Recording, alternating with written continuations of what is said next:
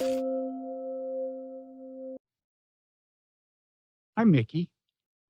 Hey, Bob. What's the deal with the hood over your face? You've got it like a dark cloak over your face. This is puzzling. No, you're missing the point here. Oh, now we're kind of like inside the hood with Mickey. Mickey, I'm not. Oh, I thought you were about to go tubing on us. What's with the candles? Well, I'm queuing off the one of the best quotes of the week, or a quote of the week, from Nancy Pelosi, where she said that Republicans think life starts at the candlelight dinner. So I thought I would, maybe we could get something going here, a little bromance. Oh, and, I see. In other words, they life begins at conception. No, it begins before that. Yeah. It begins when you go buy the Old Spice, Bob. So, as we used to do. It's I'm desperate here. I have no progeny, so this is my last hope. Wait, I'm your last hope? Well, it's been done. It's not going to be. I know people have done it. I don't even want to know what it is. I don't think I have a clear idea what it is. I'm pretty sure I don't want to have a clear idea. It involves surrogacy. Okay. Well, listen, anyway, best of luck with that project. Tell me how it goes. I missed the Pelosi quote, but thanks for bringing that to my attention. Abortion was, it echoes the Kinsley quote, which is Jonathan Shell in his anti-nuclear war, very popular sort of essay during the nuclear scare of the Reagan era, said, there was a second death, which is all the babies who wouldn't have been born. And Kinsley said, why is he banging away at his typewriter when he could be banging away elsewhere? So once you start getting into potential life, I guess that's part of this like effective altruism or long-termism or something. It's funny. I'm going to have Will McCaskill on my podcast, and we may also appear on another podcast together. We've been invited to appear together on another podcast. Yeah. What other podcast? It's one of the many Slate podcasts. It's the one, they have one that focuses on the future. Oh, okay. Anyway, well, once you start talking about future generations, I get unborn, I get all confused. So, as you can tell. So, for people who don't know, Will McCaskill is one of the founding persons of the effective altruism movement, and he's just come out with a book that's about this thing called long-termism, which is related to effective altruism, and wants us to count future lives as equal in moral value to our own lives, even though they don't exist yet. And what's the example of effective altruism coming to a interesting conclusion? Well, it leads you to, they would say it leads you to pay more attention than you might otherwise to so-called existential risks, because if the planet is wiped out entirely, then jillions and jillions and jillions of yet unborn people will not live. Now, a criticism of it, we could get more deeply into this in the Parrot room. I'm going to write it down, but a criticism of it is, in principle, does that mean that we should make extraordinary sacrifices? Like in the thought experiment, if for some reason we learned that the only way to keep the planet alive was by extinguishing 98% of the current population, it's either that or something horrible happens in 3 generations that wipes out everybody. Should we? I don't know. That's the bad thought experiment. You get the point. I get the point. I now know everything I want to know about effective altruism. Well, no, this is long-termism, which is not long-termism. Sorry, effective altruism is just the idea that you should pay careful attention to how your kind of philanthropic or charitable resources are being spent and try to get the most bang per buck. So they're big on things like mosquito nets, because you can count the lives you're saving. Well, it turned out abortion was a big issue on Capitol Hill thanks to Lindsey Graham. What did he say? Everybody's talking about him. What did he say? Basically, there are all sorts of polls showing that the Democrats have come back because they've mobilized their base. the Democrats have come home. They were disenchanted with Biden. They're happy he got something passed. And the abortion thing seems to have also prompted them to want to show up at the polls. So his polls are rising on the basis of that. He hasn't really gotten the swing voters. His ratings are like 45%, not that great. Historically, that means you're going to lose the midterms. The Democrats are trying to scare people on the grounds that Republicans, if you put them back in power, they're going to try to pass a national abortion ban. So, which is, that's their argument. And lo and behold, Lindsey Graham, on the day that Biden has this disastrous inflation victory party, says, "Hey, let's pass a national abortion ban." Let's pass a national abortion ban. Right? It's a 15-week ban, but it's a national abortion ban. It's lower. It's more stringent than people would like, and it shows that they're going to fuck around in that space. So he's a complete idiot. It's all driven by the demands of the right to life movement, which wants something. And why couldn't they say, do it in the states? That's where you're going to have an effect. Don't do it nationally. Shut up. That's what they should have done. And the answer is, Graham is a publicity hound, okay, but he has some supporters like Rich Lowry of the National Review say this is a good thing. We have to sacrifice in the short term. Well, sacrificing in the short term ain't so good if the result is a massive amnesty that changes the nation forever. So again, Rich Lowry is showing his occasional sort of not very good political calculations. But the mass of the Republican parties tried to, as David Trump says, stuff Lindsey Graham in a canvas bag, so he wouldn't open his mouth again. But the media is on the Democrat side, so they're going to make the most of this Graham thing, and it's going to cost Republicans. Yeah, actually, the other day I was just like taking a walk or something, and a woman I knew drove by, and she stopped her car and reported to me. This was the first I heard of what Lindsey Graham had said. You're kidding. She stopped, rolled down and said, "Did you hear what Lindsey Graham said?" I mean, she would have stopped and said hi anyway, probably, but that's what was on her mind. She's actually a very active kind of Democrat, activist person. We need Ron DeSantis to bust some newcomers into your community, baby. Apparently. So, Mickey, do you spend pretty much all your waking hours worrying that Republicans will do badly in the next election? Well, that's for the next 2 months, yeah. Okay. Well, that's job one. It's a way to pass the time. It looks the conventional wisdom is that they will win the House, but maybe not by much, and the Senate could go either way. If I had to bet now, I would say the Senate will wind up exactly where it is now, with no gain from either side. So there's two updates I count on you for. One is in Pennsylvania and one is in Georgia. Okay. The update in Pennsylvania is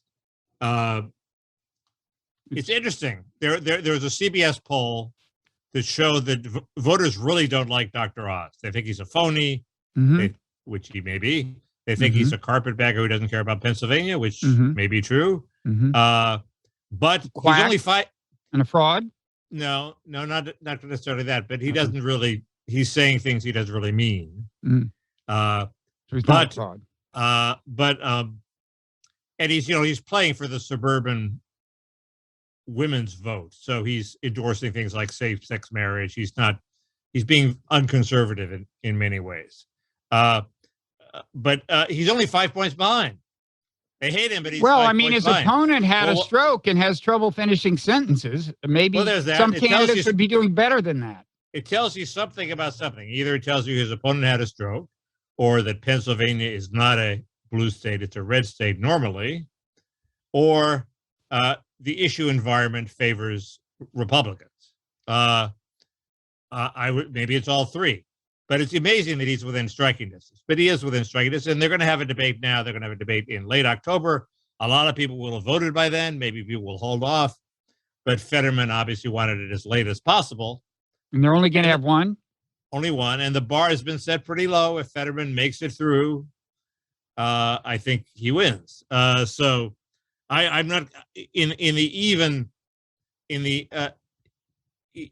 I'm not counting on Oz, but he has one hidden hidden weapon, which is this crazy MAGA guy, Mastriano, is running for governor. He's going to lose because he's a crazy MAGA guy. But he's going to bring out the rural Trump vote, which will maybe vote for Oz. So everybody needs a crazy MAGA guy on their ballot to bring out the rural Trump vote. And everybody needs one on their podcast. And Mickey, that's why I have you. But I can't find my MAGA hat, so I can't satisfy your wildest dreams. But you're doing a pretty good job. But no, I'm on the defensive. I do not want Trump to run again. I want him knocked out, but I haven't figured out how to do it. And I didn't want him to be nominated last time. So there you go. But you figured as long as he was, you might as well vote for him. I only had two choices.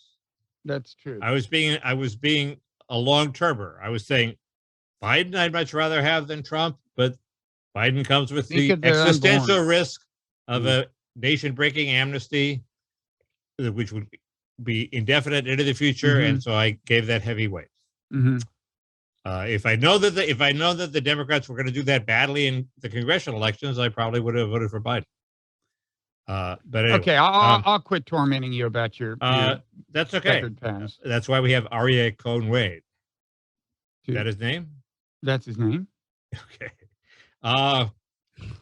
He's gotten a follower. He's picking up steam. Anyway,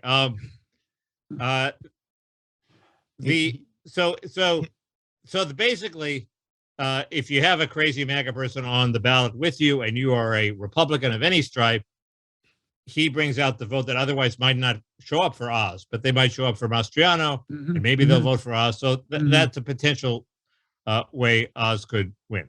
Can I just ask you, have you seen Fetterman speak lately enough to give us a progress report on his development? No, I saw a tweet that said this won't do. This still sucks. See, but I think I don't like to watch people in pain and suffering. That's the problem. Okay. I think at the beginning of his debate, he should kind of he should do the expectations lowering right away. He should say, I want to apologize. Look, I've come a long way, but the words are still a little slow to come to mind. Bear with me, and kind of convey that, you should have seen me 6 weeks ago. And then he should unleash a fabulous anti-Oz rap. Yeah. Filled with internal alliteration. Right. Then just turn it up to 11. Absolutely. Good. That's a good strategy. So anyway, I guess I would say it's a tie. The Republicans would win what? They looks like Walker's ahead in Georgia. It looks like Johnson might pull it out in Wisconsin. It looks like Vance is ahead, although for some reason you got this tenuous sense with Vance that he's unskilled and doesn't have any money, and Ryan is running a very, very clever race where he distances himself from Biden at every opportunity. So that's always up in the air, and the key race is Nevada, where the latest polls showed the Republican up by 1. So wait, just to make sure I got the other ones. Your predictions quickly in Georgia, Pennsylvania, and Ohio are. Yeah. If I had to guess now, I would say this is Mickey's road to a null result where neither side wins a seat, which is Georgia, Ohio, Wisconsin, and Nevada. And the other, and if they get North Carolina, then the Republicans win 1. Okay, wait, but what is it? Okay, wait, but I think I missed it. You're saying who's going to win Georgia? Herschel Walker. God, that's terrifying. That is terrifying. That is terrifying. Has there ever been a less qualified candidate for Senate? These are not predictions. These are, my sense of the way things are going. Right. You're probably the final faster principle says anything can happen, and it's at the moment it's the friend of the Republicans because it means Lindsey Graham will fade into history. Okay, so quickly, make sure I got this right. Your intuition right now says what will happen in Pennsylvania? My intuition right now, I don't know. It's up in the air. I think Fetterman is better. Okay, Ohio. You're saying Vance? Okay, that was the main thing. I was interested. Has there ever been a less qualified person in the Senate than Herschel Walker? Ever? Can we think of one? Tommy Tuberville. Be an interesting, interesting question. He's, I don't know, people are realizing senators are just people who vote for a party. That's their 80% of what they're good for is they will vote for Mitch McConnell or for Chuck Schumer and determine who controls the Senate. After that, they can do all sorts of things. They can be Lindsey Graham. They can walk off the reservation. But, that's mainly they're there to provide votes for their party. And that's also true in the House. But Herschel Walker probably won't satisfy the founder's vision of a Senate of brilliant people like Daniel Patrick Moynihan, who will expound eloquently and idiosyncratically on the issues of the day. On the other hand, Daniel Moynihan was often wrong, as we'll get to at some point in this, where he said that welfare reform would leave children sleeping on grates picked up frozen in the morning, and it turned out poverty plunged to record lows. So child poverty. So Moynihan was a brilliant man, smarter than anybody probably in the Senate when he was there. He probably had an IQ of 200, and he was wrong again and again. So what do you want? Maybe it was the occasional beverage. The senator is on the floor. That's what his staff famously used to tell callers. Which was strictly speaking true. Actually, Moynihan's secret, like many people, was that he was never as drunk as he seemed to be.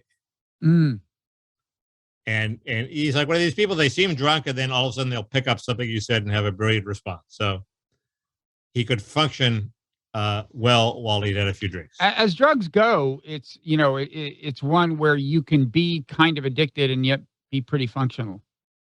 Right. So, anyway, that's the way I think it's going. Clearly, one thing that clearly struck me this week, and I don't think I said it last week, is that this whole document drama with Mar-a-Lago and will Trump be indicted is fading from the election consciousness. It is looking increasingly unlikely that Trump is going to be indicted. The special master slows things down, for one thing. It slows things down, but it'll be fading anyway. They have a limited number of ways to go to keep the public interest up in this incredibly tedious. There's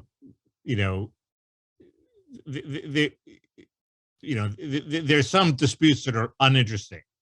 Trump sells national security documents to the communist Chinese or the Saudis. That's interesting. Trump has some unspecified classified documents that we don't know what they are, and they're probably just tchotchkes he keeps around to amuse visitors to Mar-a-Lago. We don't know. They could be that. They could be serious. That's not interesting. And it's sort of inherently tedious until they get some meat in there. Anyway. So maybe without the special master, they'd be faster at getting some meat and leaking it, but supposedly they don't leak, right? Yeah. So are you excited about this right-wing MAGA party having won in Sweden? I'm excited that finally they may do something to crack down on immigration, which is driving them crazy and causing a crime wave. And is the reason for this the MAGA party winning? I don't know what else the MAGA party stands for. They've supposedly shed their Nazi past. Always a good thing. And they're not probably going to be in the government, but they're going to provide votes to the government. It's proving incredibly hard. They are in the government, aren't they? I don't know. You hear it both ways. I think they're going to be part of the governing coalition. That's different. That's different than actually having cabinet ministers in the government. I think. I think, but maybe I'm wrong. But there's also a populist leader rising in Italy. I think this very skilled woman, sort of the AOC of the right for Italy, and in Canada, a populist has been elected to head the opposition. A populist who endorsed the caravan that caused Krista Friedland, formerly respectable journalist, to freeze the bank accounts of Trumpist agitators in a move that would not pass muster under the American Constitution. So the wind is at your back globally. MAGA is on the march. Congratulations. They're on the march. Thank you. I'm just enduring this ridicule because I know you're.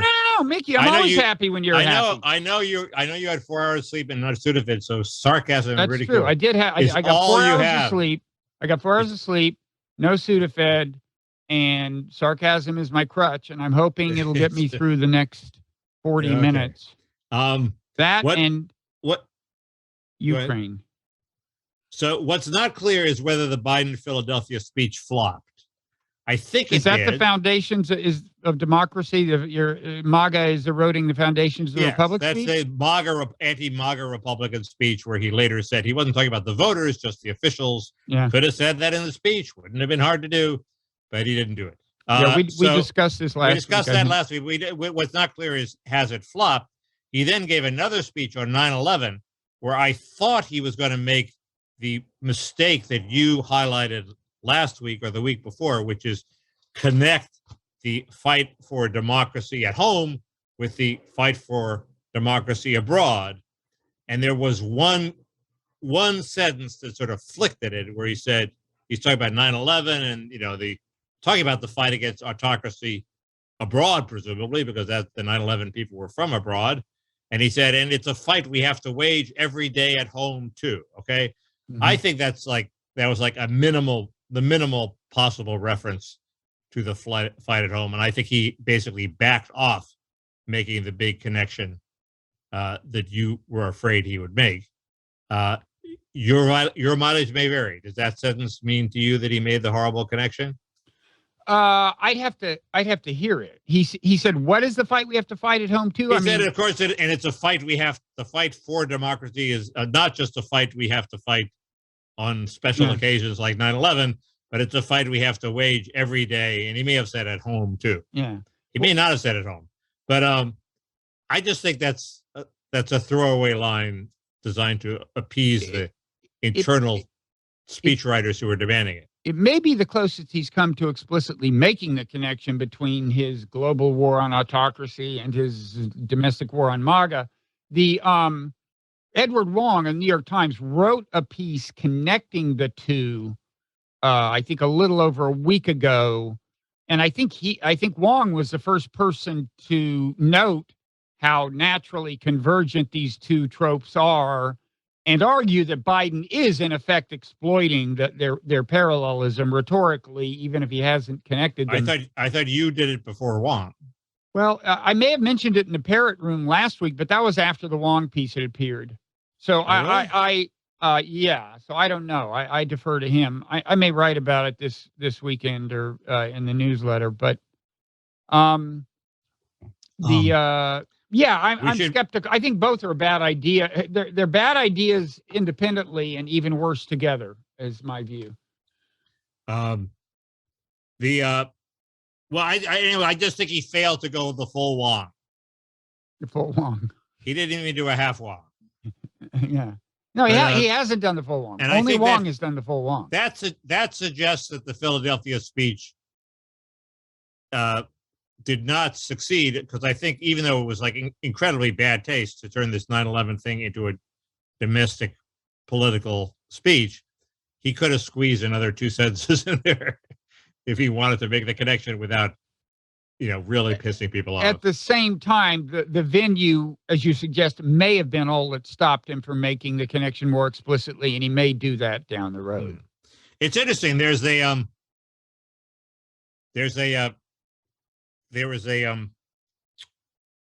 piece by Todd Bensman, who's a very good. He's a sort of a restrictionist reporter, but he calls it as he sees it in Latin America, and he goes around with a video camera. And if the wall is working, he'll tell you the wall is working. If the wall's not working, he'll tell you the wall's not working. He'll tell you how the immigrants are getting in. Are they being blocked by Mexico? He's a straight shooter. Mm-hmm. But because the mainstream media has left the field wide open for Todd Bensman, he comes up with great scoops.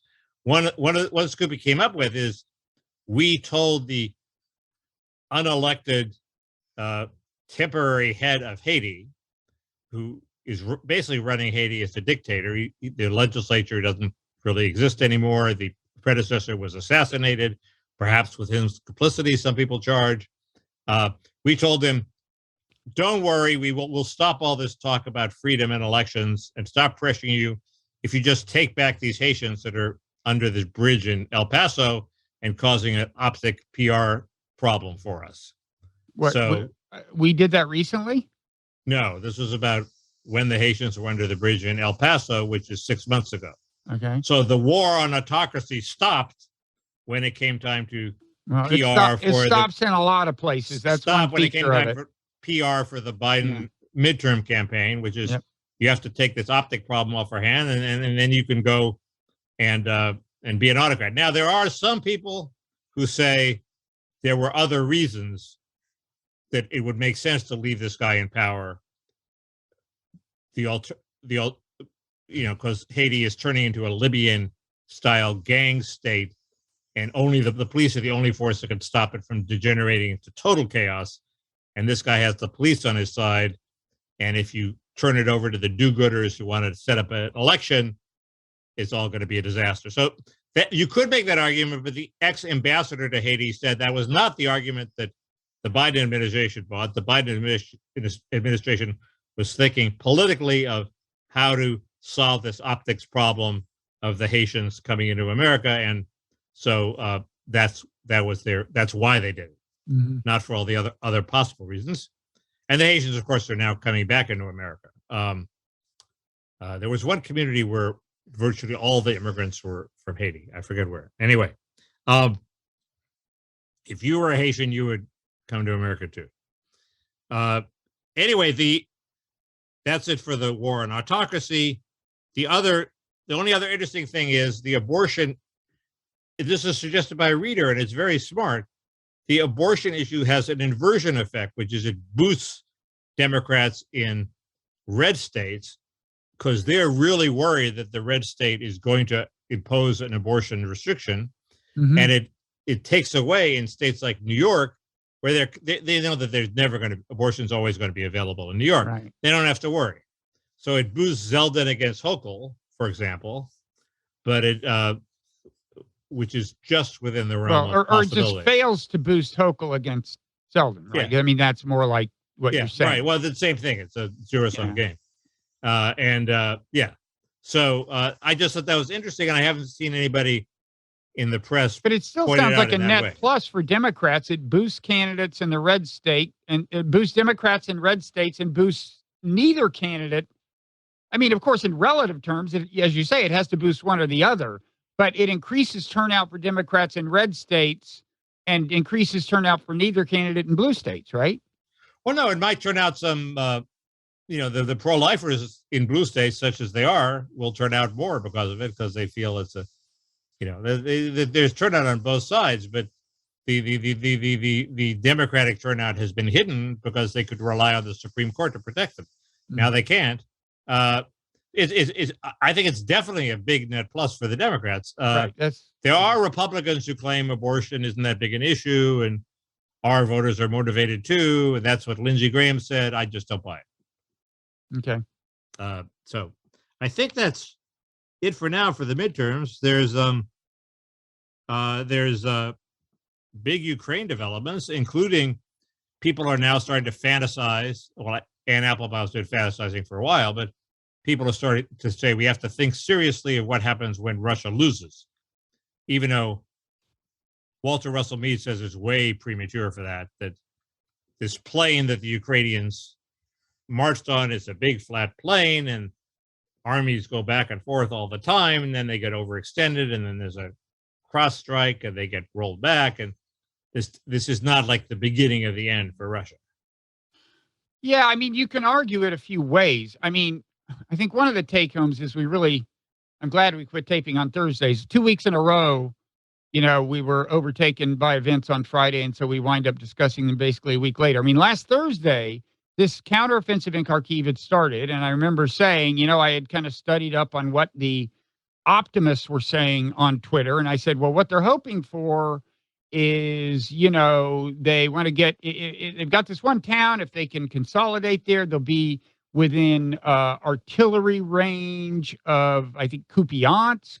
And that's a big juncture. And if they can, so they can barrage the railroad station, put it out of business, and this big transport hub, and that'll mean that Izum to the south is then not getting restocked, and that's a big staging ground in turn for the northern assault on the remaining two big Ukrainian held cities in Donetsk. And then I wake up like 12 hours later, they were actually in Kupiansk. They were just barraging it. And 24 hours later, they were in Izum. And it just happened with kind of breathtaking speed. But I think, so in terms of what it means, I mean, first of all, in terms of, why it happened, I think a few things. Well, first of all, to back up, we were saying last week, so maybe the thing in Kherson was a feint. Well, the kind of official word, and I think probably the correct word, is that not really. Kherson's a serious offensive, but the Ukrainians made a point of not concealing it because they did want to divert troops from the Kharkiv area, where they did plan in conjunction with American officials. That became explicit afterwards. American officials kind of leaked their role in all this, wisely or not. So there were these two separate offensives, and the Kherson one, it's not like it's failing. It was planned from the beginning to be a more deliberate thing that was going to take longer. It's running into resistance, but it may yet succeed. What I don't understand is, don't the Russians have satellites? Can't they see that troops are massing around Kharkiv and react accordingly? Are we the only people who have satellites? Well, you'd think, because in fact, some of these nationalist bloggers and others, these Russian kind of hyper nationalists who are in favor of the invasion, are complaining. Some of them are pointing out that they warned the Russians. I mean, they can show you tweets days before this where they're tweeting like, hello, anybody home in Moscow? Troops are massing. So don't ask me why. I mean, look, they're stretched thin. And this, first, let me say, in terms of, what do we make of this? Why did it happen? First of all, I think the U.S. weapons have made a big difference. I think the HIMARS have made a big difference in Kharkiv and Kherson, everywhere else, in disrupting logistics, in destroying ammo depots. That matters. Second, there is the morale issue. Morale sounds like an abstraction. Sometimes it matters. Ukrainians are fighting for their country. Morale seems to have been quite low in Kharkiv on the Russian side. Now, the reason you can't make too much of that is these were not typical Russian troops. In fact, there were almost no Russian troops per se in Kharkiv. There were two kinds of troops. There were those who were actually from Ukraine, from Luhansk, from like Luhansk People's Republic or whatever, and they were apparently conscripts. They weren't even Luhansk. They weren't even defending Luhansk. They were out of Luhansk, didn't want to be in the army, weren't from Russia, not enthusiastic about being there. The second kind of so-called soldier there was Russian, but they were actually more like a police force, and their job after the invasion was supposed to be to, secure order in the cities. And suddenly they're cast into a defensive role and say, hey, why don't you learn how to drive a tank and stuff? And so, like, they were out of their depth. So what about the Wagner group? Well, the Wagner group, I didn't hear about much of a presence on their part. Those guys are, they seem pretty eager. I mean, half of them are convicted criminals. They like violence. You sort of think that the Wagner group is slowly taking over the war, don't you? Don't you get that impression? Well, as Russia has tried to beef up its manpower without resorting to mobilization, the Wagner group has been important, and they have been systematically recruiting in prisons in Russia. Yeah. But anyway, don't let me interrupt. Okay, Sorry. so as you're saying, I mean, the reason you can't infer too much from what happened in Kharkiv, I think, is because morale-wise, this was not like a typical representative sample of the troops. They were atypical, and they were spread thin. Now that there are reasons to think morale may not be great in other parts of the Russian front as well, but still, this alone does not establish that. Yeah. Now, the fact that they're spread thin is significant And it gets back to this thing that people have been saying from the beginning, which is that in the short term, Ukraine has a manpower advantage. They have more mobilized troops. In the long term, in principle, Russia has an overwhelming advantage if Putin finds it politically feasible to do a mass mobilization. And the question is, will he do that, or will he do even any kind of significant partial mobilization in reaction to this? Most observers seem to think that a mass mobilization is not in the cards. I mean, that would take a long time, and there are difficulties associated with it. One is apparently they'd be short on officers to train the troops because all the good officers are in Ukraine and a number of them have been killed. And also, just institutionally, the Russian military is apparently not set up for a very efficient, truly mass mobilization. But I'm sure that if Putin did do any kind of big mobilization over the winter, they could train, some of these guys up, and you might have a very different picture in the spring. But basically, a lot depends on the political situation in Moscow. Does Putin feel like he has the political capital to do this? And two interesting things. One is the Milla bloggers that you mentioned, the military bloggers. Putin is letting them dissent, and they're not being arrested. And and they're saying the army has fucked this up. Okay, presumably Putin is ultimately responsible for that. There are even some TV announcers that have, I believe, given a more acidic interpretation of the war. Mm-hmm. And are there?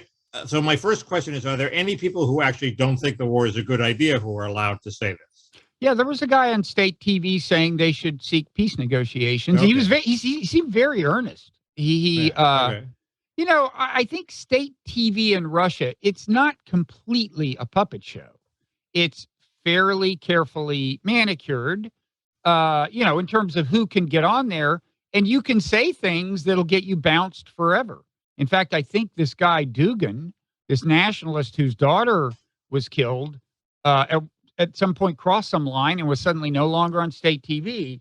But it's anyway, the range of debate. The range of debate to me seems broader than it is on MSNBC or CNN. Honestly, it may be not the new CNN.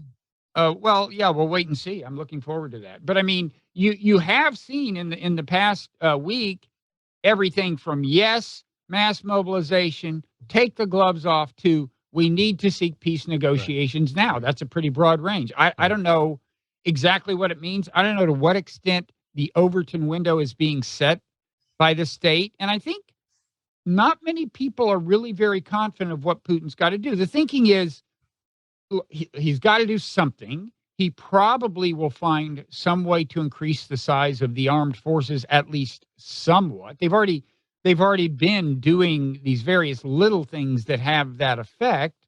And then the other thing he's done, of course, in response to this, is a couple of things. Taking out these power stations with missiles, and hitting this dam with missiles, which I want to talk about a little. And I think those have two purposes. I think both of them, to some extent, have a strategic military purpose. The dam definitely does in a very specific way, which is that it led a lot of water to pour down a river that the Ukrainians had been crossing in order to press the Russian forces in Kherson. Kherson is between two rivers. There's the Dnieper River to its east, which the Ukrainians want to push the Russians across. But then to the west, there's this other river that the Ukrainians have been pouring across. And this was a pretty damn audacious thing, but they hit this dam with a long-range missile, and it didn't completely destroy it, but it did apparently wipe out some of the pontoon bridges. The water flow resulting from this wiped out some of the pontoon bridges that the Ukrainians had been using. Anyway, I think these things are, in addition to whatever strategic purpose they have, I think they are a reminder, that, as I've been saying, there's a long way between the amount of devastation the Russians have been wreaking and a nuclear attack. And this is an example. They haven't been systematically taking out power stations and dams. They could. And so I think that's one thing you want to keep an eye on, is how far does Putin go in that direction? That's that brings up the, people are starting to speculate, but what happens if Russia keeps losing? Right. And there are two dangers there. One is Putin will resort to nuclear weapons, tactical nuclear weapons. And Walter Russell Mead wrote a column about that this week in the Wall Street Journal, where he basically said, yeah, that would be a total disaster. So we have to make it clear to Putin that we would regard use of nuclear weapons as if Ukraine were basically as if Ukraine were a NATO country. It would be an attack on the United States. We'd be in the Cuban Missile Crisis situation. And I guess that would help, but would it? Is that? I mean, it seems like we're heading blindly. What does that mean exactly? We would retaliate with nuclear weapons, or we would attack Russia with conventional arms, or I mean, what does he want us to threaten? I'm sure it's intentionally ambiguous, but it's we would do whatever he did if he did a tactical nuclear weapon in West Texas. I mean, well, I guess it probably wouldn't hurt for Biden to say something a little vague but forceful, like we of course consider the use of nuclear weapons unacceptable. I'm sure he said that. Well, yeah, I don't know how much more specific you want to get than that. I don't imagine Putin. I mean, first of all, I have never bought into the Putin is crazy scenario. So I'm not that worried about him just doing something suicidal. And, it's kind of ironic that some of the people who do claim he's crazy seem to want to push him to the brink. I've never quite understood that. But I do think, I mean, one thing they say is Russian nuclear doctrine leaves room for the use of tactical weapons in I think what they call an escalate to de-escalate situation. It's a way of forcing the, facing down the opponent. What I can imagine, go ahead. I don't think Mead says Putin is crazy. He says there's a long way to, he agrees with you. There's a long way to go before he uses the nuclear weapons. I think that's true. I mean, but anyway, go ahead. At the same time, I continue to think that when people start saying, well, let's push them all the way back and take back Crimea and the parts of the Donbass that have been held for years by separatists, maybe I'm wrong, but I assume that Putin considers that a kind of existential political threat, not an existential threat to Russia, but to his regime. That's not. If you read Ann Applebaum's article, you know those are not the Ukrainian demands. The Ukrainian demands are that plus reparations for everything that's happened. Okay. Well, good luck. So they're beyond that, and maybe that's just a make weight for negotiations. But this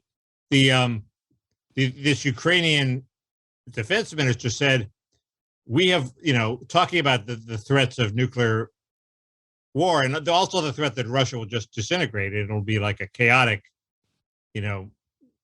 disastrous state. He said, we have learned to live with fear. Now you have to learn to live with fear. And I sort of say, thanks a lot, buddy. No, I choose not to live with fear.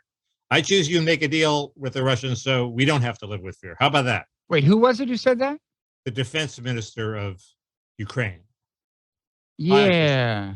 And this is the tagline of Applebaum's piece. And I'm saying, wait, why do I have to live with fear? It's their war. Why are they dragging us into their fear? Fuck that. It led me to think of, maybe you should reduce these demands. Forget about the reparations and forget about Crimea and forget about a couple of other things if it means we don't have to live with your fear. I'm your not friend. in favor of globalizing. We're sending you weapons. You don't have a right to impose your fear on us. Well, yeah. But I mean, to some extent, they almost inherently do, right? I mean, I assume they would say it's their business if they want to push the Russians as far as they want to push them. But the fact is that does globalize the fear, because some of the scenarios for what the Russians might do if their backs are truly against the wall, are inherently a threat beyond the borders of Ukraine. And so I don't know what you do. Applebaum was talking about the second problem, not the nukes, but the fear of that Putin will lose power, and there'll be, who knows what happens next. There's no real mechanism of succession in Russia anymore, and presumably, she doesn't go into this because it calls into question her drive for victory. Presumably, the dominant force will be from the right, these people who said you screwed up this war. Not people who said we should never have waged the war in the first place, but the people who were saying we were betrayed, stab in the back, blah blah blah. And are they better than Putin? I mean, do we want them to run Russia? And what if Russia fragments and there's a civil war, right, and nukes are on the loose? And it just seems potentially wonderful and a potential huge disaster. And maybe you should have thought about that a few months ago. Well, one problem is that for almost all this war, the American media has paid very little attention, I think, to seriously analyzing the political dynamics that Putin faces at home. That's partly because we wrongly think of autocrats as people who are almost immune to political pressures. It's partly for other reasons, but I wrote a piece about this in the Nonzero newsletter last week, kind of complaining about this, and then looking at recent attempts to finally start looking at the political situation in Russia, because in the wake of this Ukrainian military success, people are realizing, well, it now is a big question. How's Putin going to react? And so we are starting to see these stories about the domestic political situation.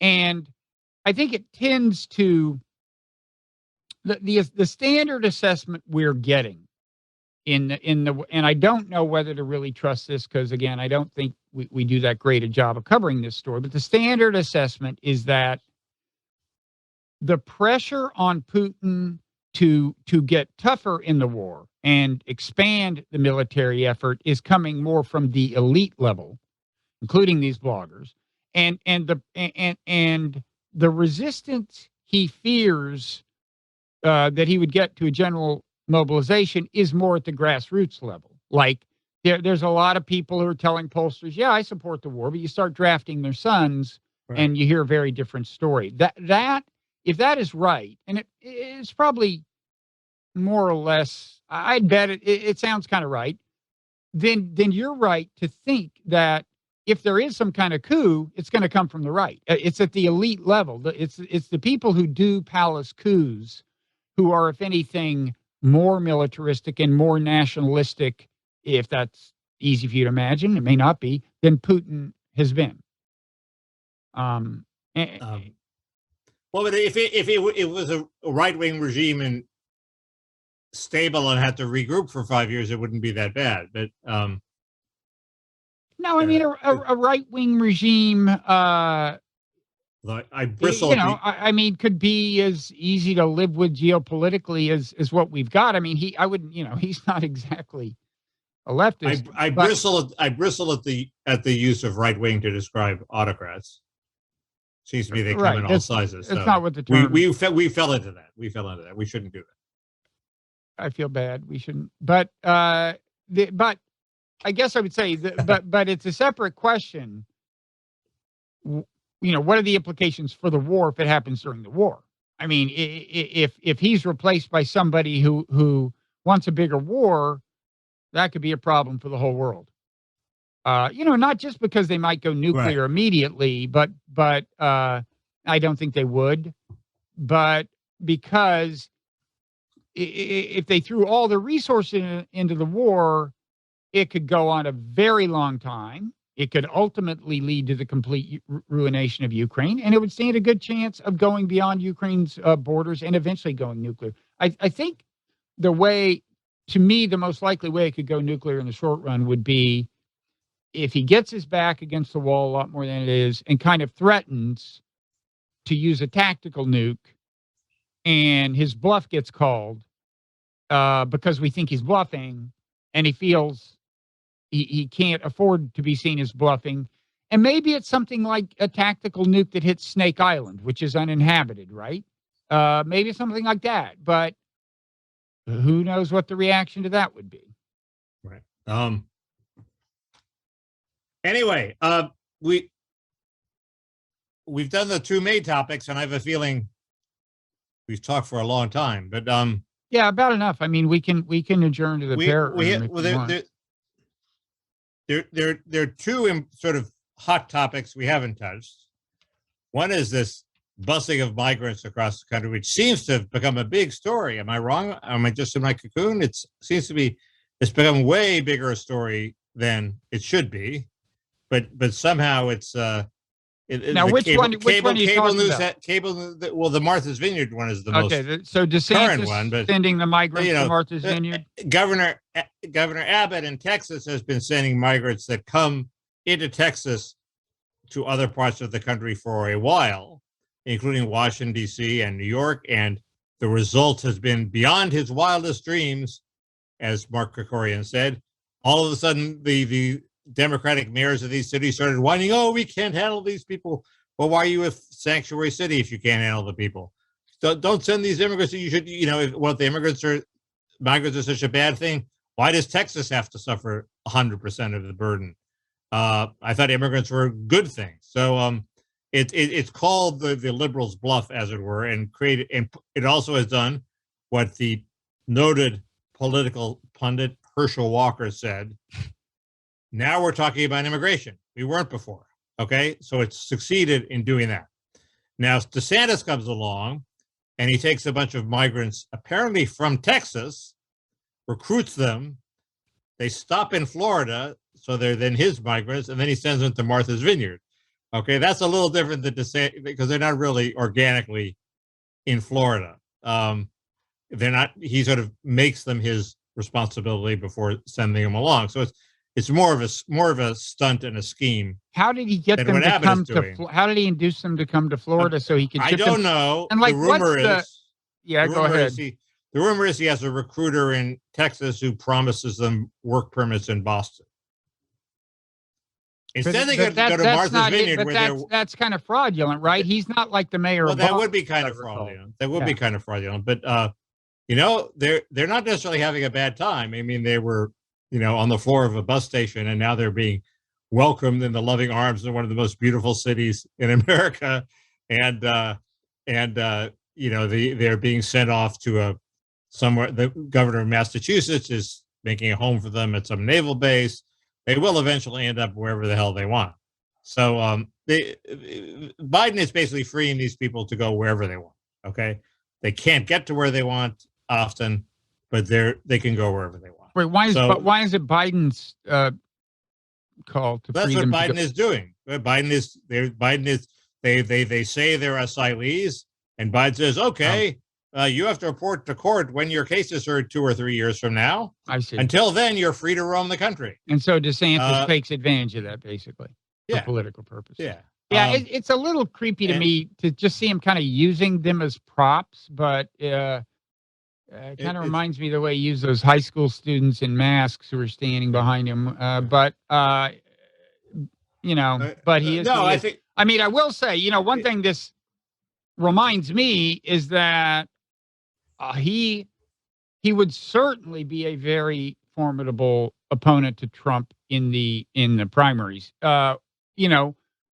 As a general election candidate, I mean, I think he's also formidable. Some of the stuff he's doing that would make him formidable in the primaries is probably a bridge too far for general election purposes. But he's a whatever you think of this kind of tactic, it shows the kind of audacity that I think would work in his quest for the nomination. I agree, although it bothers me too. I think they should. I think they've made their point in a way that I think will stick. Maybe keep making it for a while, but then back off it. I mean, problem is, of course, these immigrants will be absorbed.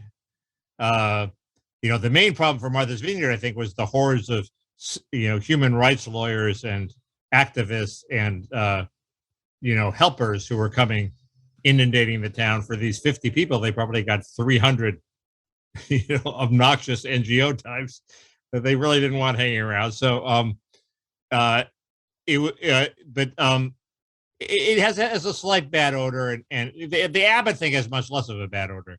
So, but I think DeSantis has made his point. Instead, he does seem to be trying to capitalize on some good publicity and do it again. And I think that reflects a bad instinct, I think. Okay, so we're approaching an hour. What was your second issue? The second thing is this big Jason DePaul piece that said what I referred to earlier, which is after welfare reform, child poverty of all races plunged to historic lows, and the left has now given up on saying, welfare reform is a terrible idea. They now say they're not trying to jujitsu the success of these anti-poverty efforts into saying, it was all because of increased government aid. Well, we could talk some more about it, but basically, I take credit for the government aid for welfare reform because people are more generous when they think the money is going to workers as opposed to people who don't work. So the earned income tax credit, which is geared to workers, and the child tax credit, which is currently geared to workers, although not if Joe Biden has his way, were very helpful. But people funded them because they went to workers, and also they reinforced work. So it was a virtuous cycle. Did you say you personally take credit for this? No, I mean, I think welfare reform, my side of the debate, the pro-welfare reform side that supported the reform in 96, takes credit for expanded government aid because that was part of what was predicted. Clinton said it, as all Clinton talked about when he signed the bill, was now we have a setup where we can give lots of government aid because it goes only to workers. So we're going to have a great, work-based welfare state.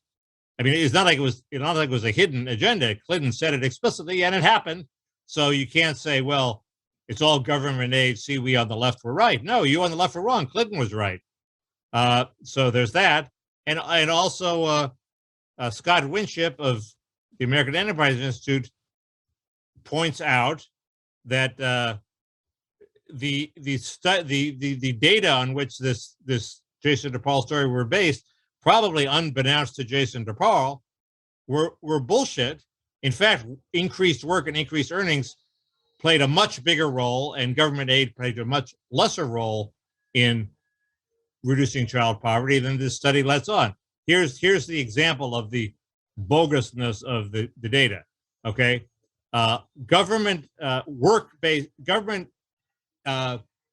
work-based effects, like the effect of welfare into, goading people to work, or the economy, the good economy, or a national minimum wage law, were all ignored because they only paid attention to things that varied from state to state. Okay, but when it comes to the things they liked, i.e., increases in aid, national increases in the child tax credit, national increases in the earned income tax credit, they counted those. So they count the things they like, but they ignore, they rig the assumptions to ignore the things they don't like a good economy. So once you take that into account, the picture changes radically. So anyway, that was a big deal in my neck of the woods last week. It was a big story in the New York Times. I think the bottom line is that this 96 welfare reform was pretty much totally vindicated, but I would be criticized if I said that. Even deep poverty, which is a big concept on the left, not a crazy concept, went down. So, okay, I didn't see the Times piece. I guess I should have. It was Jason DePaul, which is, he's on the left, but he's very fair and he's sensitive to the arguments on the right. So he had a bunch of conservatives saying, see, welfare reform caused a lot of people to go to work. That's why child poverty went down. But he bought into the argument that government aid had a lot to do with it based on this data, which was flawed. The problem with it is there's no real way to get a handle on it, because clearly the most significant thing that welfare reform did was cut the welfare rolls in half.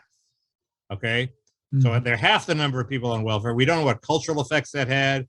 We don't know where the people that would have gone on welfare in the alternative universe where welfare still existed, what they did now that was different. Did they go to work? That's not really captured by a lot of statistics that track where people who go on welfare go. So it's not easy to attribute, the cause and effect to one factor or another.